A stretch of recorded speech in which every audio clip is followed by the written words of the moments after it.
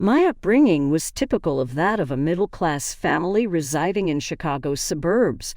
My dad, Tom, retired after 30 years of service, and my mom, Sarah, is still on staff at Lincoln Elementary as a secretary.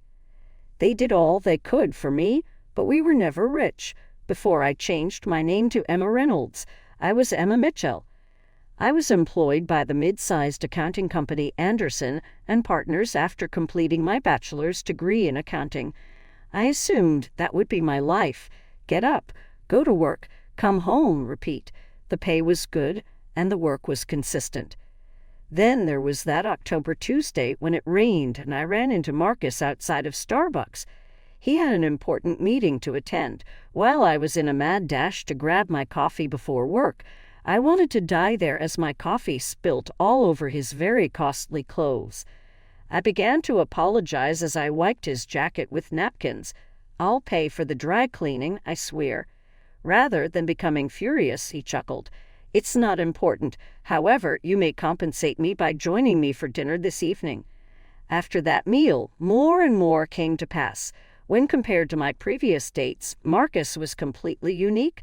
He was born to business magnates James and Victoria Reynolds. Their company, Reynolds Industries, was a major player in the Midwest manufacturing sector.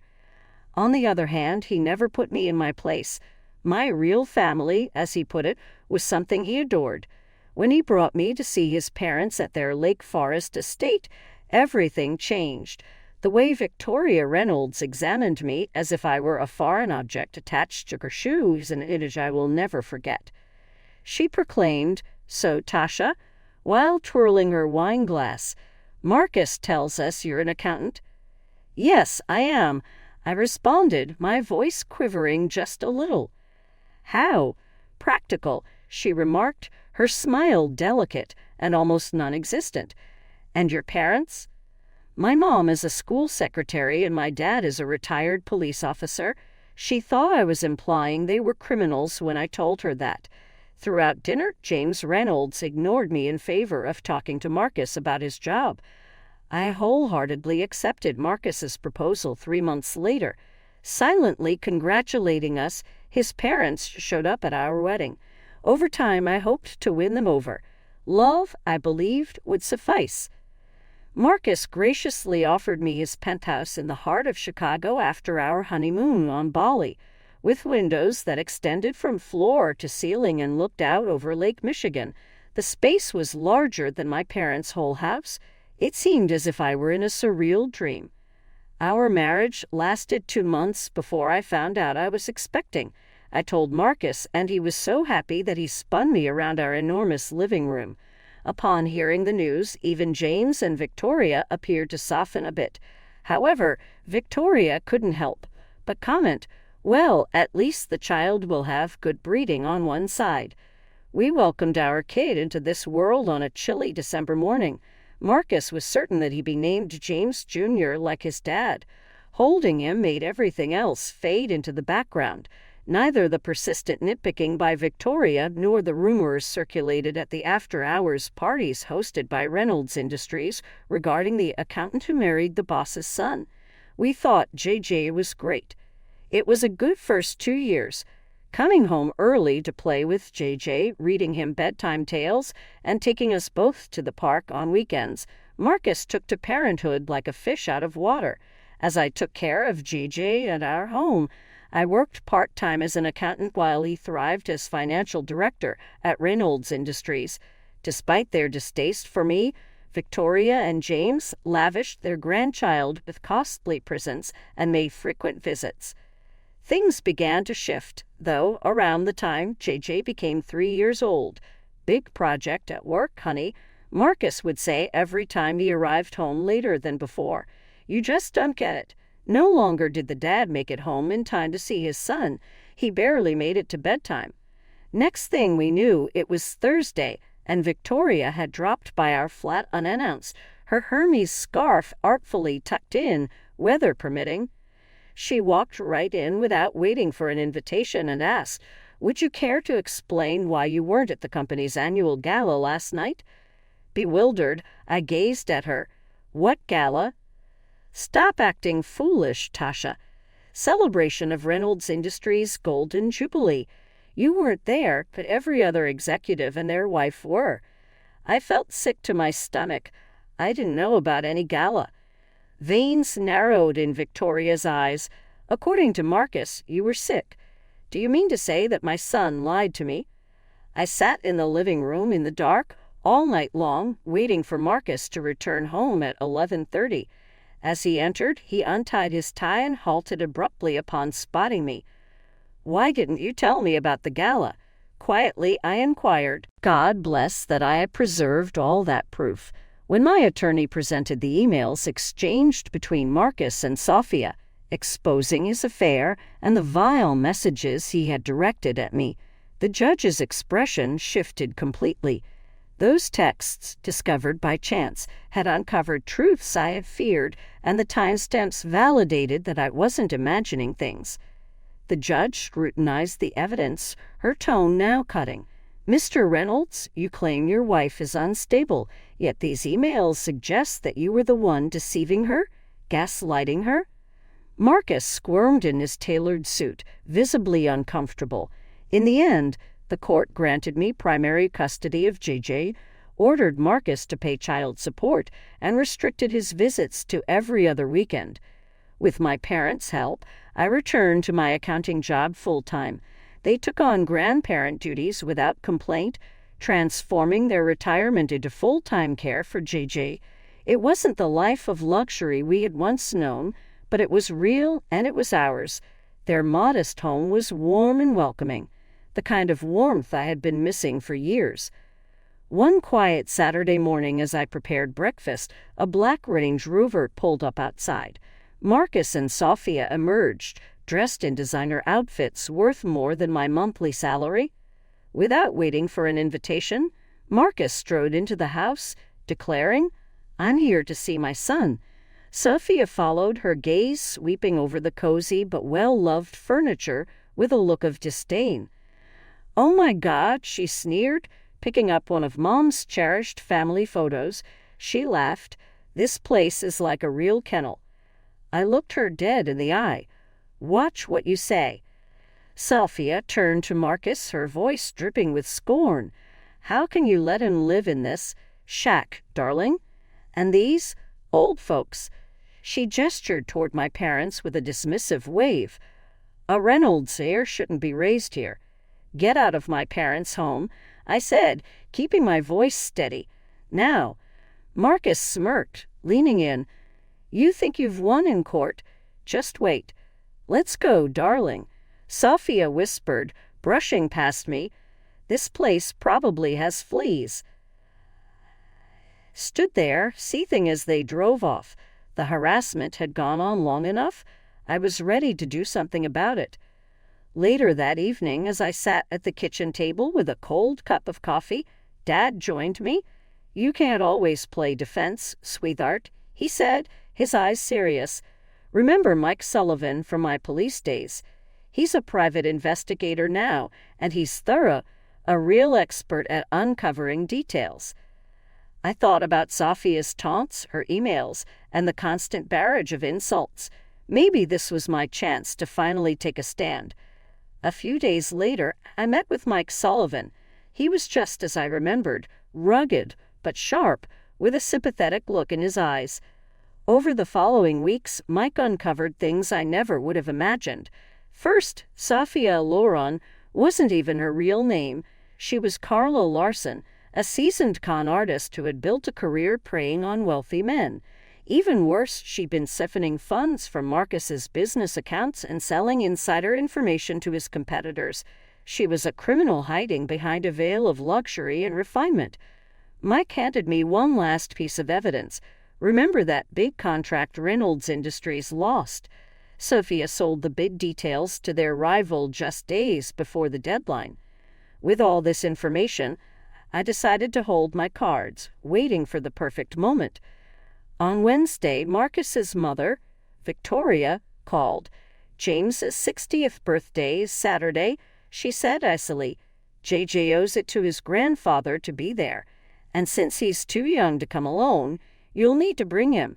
She paused, then added, "Just remember you're there as JJ's escort. Don't embarrass yourself." James Reynolds' birthday celebration was as grand as expected, the mansion adorned with crystal chandeliers and gold trimmings. As JJ and I walked in, all eyes were on us, assessing, judging, but I held my head high, clutching the evidence in my bag like a secret weapon, waiting for just the right time to play my hand. Victoria approached with a forced smile. "Oh, you actually came?" she said. "JJ dear, come give grandmother a kiss." "Take a seat, darling," he remarked as he sat down across from me. "You can't always rely on a strong defense. Keep Mike Sullivan in mind. Along with me, he was a police officer. Now he's a private investigator, and he's a tremendous stickler for detail who can go undercover with ease."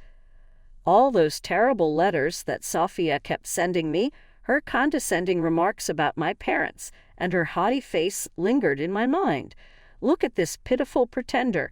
That was her comment on my LinkedIn profile photo earlier that day. "I'm so broke that I can't even buy presentable clothing. Marcus was just as bad. You remind me of why I upgraded every time I see you in that dump. When I pick up JJ," he wrote in his most recent email, "have fun being a miser with your police father. Would you happen to have Mike's rate, Dad?" I turned to him. Mike Sullivan, a rough guy with kind eyes who had known me since I was a youngster, and I sat down in a modest downtown office 2 days later. Weeks went by. While attempting to tune out Marcus and Sophia's relentless barrage of harassment, I concentrated on my job and JJ.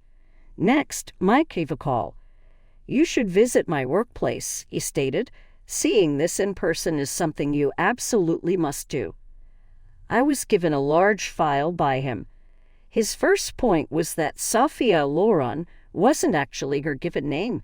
She's passing herself off as her sister. Carla Larson is her given name. The more I studied the file, the more trembling my hand became.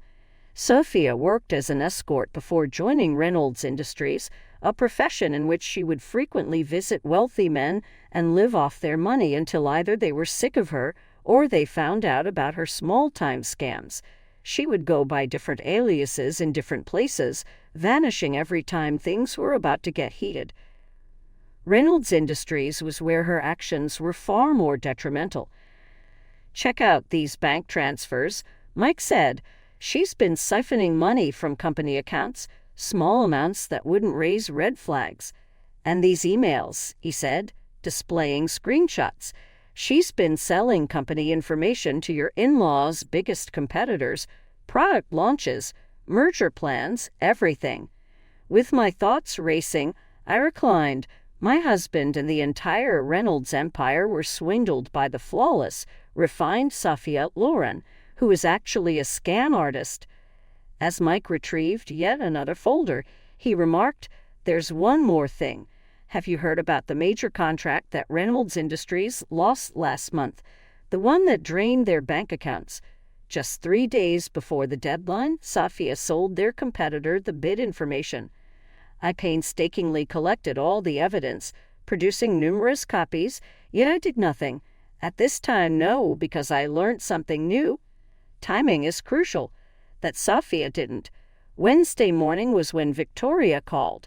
Like before, her voice remained frigid. She casually mentioned, as if she were making an appointment for a root canal, that James' 60th birthday celebration is this coming Saturday.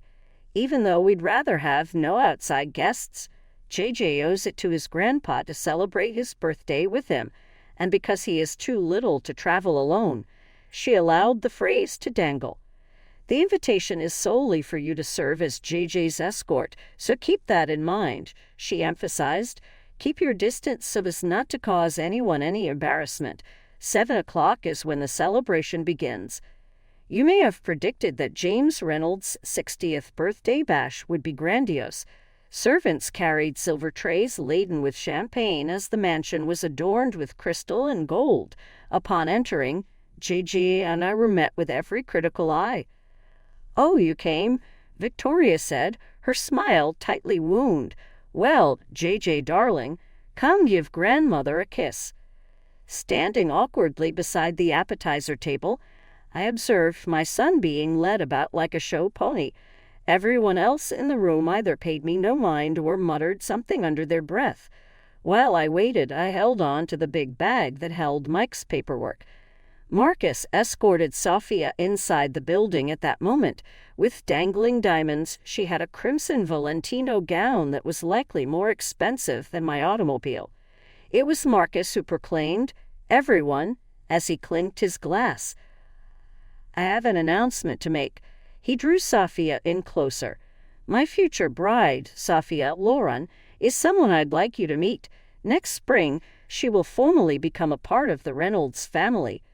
Victoria hurried over to give her a bear hug. At last, an honorable Reynolds woman. James sent me a look and added, "Unlike some people, I come from a good family and was educated at Harvard." Sophia turned into a mop when they stared at her. "I just feel so blessed to be joining such an esteemed family, and I promise to be the kind of wife Marcus truly deserves." I sensed it coming. I steadied my hands and rose to my feet, retrieving the file. "Speaking of what people deserve," I exclaimed, "I have a few things to share about the future Mrs. Reynolds." "Tasha, I don't want you to cause a fuss," Marcus said. "The first document was the one I retrieved. Tell me, Sophia, or should I say Carla Larson, how's your sister feeling about you stealing her identity?" A shade of pink disappeared from Sophia's cheeks. "What is she talking about?" Victoria was demanding. She said, "She has been using her sister's identity, didn't she? Sophia Loren, in real life, is a Minnesota school teacher.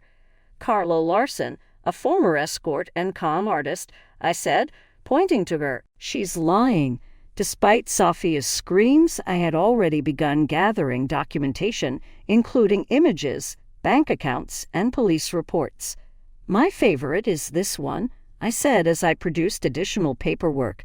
Documents demonstrating her theft from Reynolds Industries are found in the bank records. Consider these emails as evidence that she has been secretly selling your business information to companies like Wagner Manufacturing and Collins Corp for months. The papers were seized from my hands by James Reynolds. The Wagner agreement, merger with Collins. Who was it? You. Sophia fumbled for words as she retreated from Marcus's imposing countenance. "I can explain," she finally announced. "The real Carla Larson has quite the story," I remarked, relishing in every moment. "An assortment of 7 cities, 7 affluent persons, and 7 schemes. Evidently, Reynolds Industries was supposed to rank 8th. All sound had vanished from the room. As Marcus became more perplexed, Victoria more horrified, and James more enraged, I observed their expressions shift as they reviewed the evidence. Then there was Sophia, her flawless facade crumbling as her illusion collapsed. In the blink of an eye, the once polished birthday bash descended into mayhem. As he perused the proof, James Reynolds's face had taken on a disturbing purple hue. He yelled out, "Get out," to Sophia, who was still fumbling for an explanation. "Get out of my house before I have you arrested right here." She reached out for his arm and tried to say, "James, my darling, this is completely false. Everything may be explained by me." "Explain." He threw the papers at her. "Tell me how you ended up costing us the Wagner contract. That deal was worth $20 million. Collins, on the other hand, they were our main rival, and you've been helping them out tremendously." A look of pure hatred crossed Victoria's face as she glanced up from her quiet perusal of the escort service data. She snarled, "You common prostitute," out loud. "You thought you could con your way into our family?" With her high shoes clicking on the marble floor, Sophia retreated towards the door. "Marcus, baby, tell them."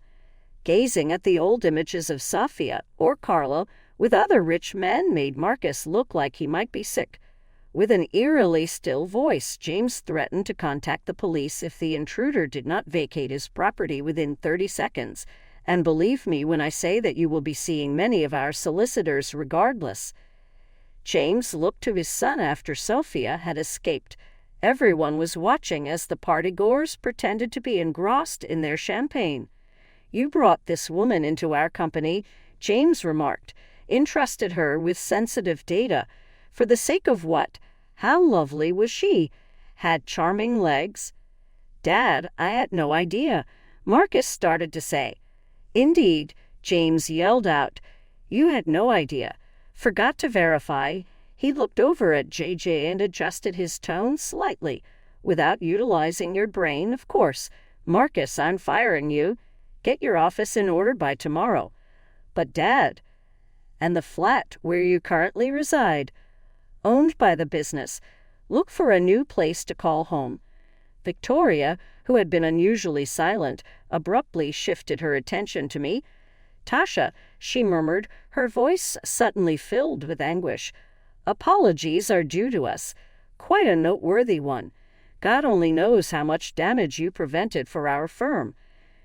James gave a serious nod. "You were our mistake. Totally incorrect. You've done a better job of living up to the Reynolds reputation than—" He peeked over at Marcus. "When Sophia attempted to board a flight to the Cayman Islands 3 days later, she was apprehended at O'Hare. It was a mountain of evidence, both what I had collected and what the solicitors for Reynolds Industries discovered after they began digging. She was liable to pay hefty fines and face serious fraud accusations. From what I understand, Marcus was residing at the condo of a friend while he sought employment elsewhere.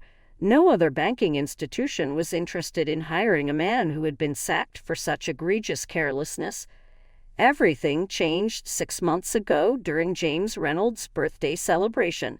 Sitting here in my new flat, which is ideal for JJ and me but not quite as grand as the one I had with Marcus, I feel at peace. I was given it by the Reynolds family as a sign of their gratitude for rescuing their company from Sophia's scams. The least we could do," James had remarked as he passed the keys to me. "After everything, well, you understand. Good schools are in close proximity to the flat, and the neighborhood is pleasant. My home office looks out onto a park, whereas JJ's room is adorned with posters of superheroes. Even though it lacks the opulence of a penthouse with views of a lake, this flat manages to make you feel at home." Only a month ago, Marcus uprooted his life and headed west to California. On a regular Sunday at 7 o'clock in the evening, he contacts JJ. At least he's making an effort to be a dad, even though their phone talks are brief because JJ is still too young to have lengthy ones. I don't mind if he never initiates a conversation with me. Burned bridges remain. Within the Reynolds family, there has been the most noticeable shift. Victoria pays us a weekly visit, and I'm always surprised to see that she brings gifts for both JJ and myself. She dropped over a stunning flower for my window ledge last week. The unexpected dinner invitation from Victoria and James to my parents was the true shocker. There was a noticeable class split during my wedding. The previous time they were all in the same room, so I was anxious. The situation, however, had changed. I was astounded to see how James, clearly interested in his father's experiences on the force, inquired about his tenure. While conversing about gardening, Victoria and Mom shared gardening suggestions, specifically for roses. Towards the evening's conclusion, Victoria addressed my mom as Sarah, saying, "You and Tom raised a remarkable daughter. Our group, yes, I apologize for the delay in noticing it. We always had an inkling of Tasha's abilities," Mom responded humbly. "Sometimes it just takes others a while to catch up. Nobody has it easy. On days when I want for Marcus to be the man I imagined him to be, I fret over how my son, JJ, will cope with having a father who lives far away. When I see my healthy, happy boy playing with his grandparents, I reassure myself that everything will be all right. I discovered JJ last night poring over a wedding photo of Marcus and me. His question was, 'Do you miss Daddy?' Pulling him near, I took a seat beside him. Sometimes, I admitted with all candor, but guess what? Not everything works out the way we expect it to.